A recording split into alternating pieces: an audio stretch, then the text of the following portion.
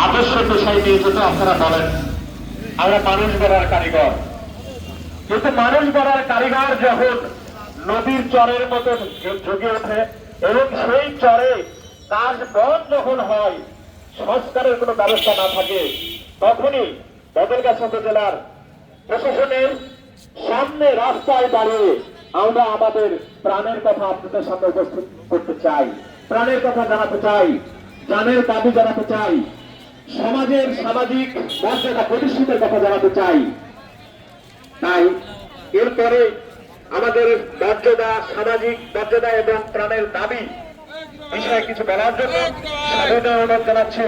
জনাব খুরশিদ আলম সহকারী শিক্ষক নামদা ভিত্তিক সরকারি প্রাথমিক বিদ্যালয় বদলগাছা নগর।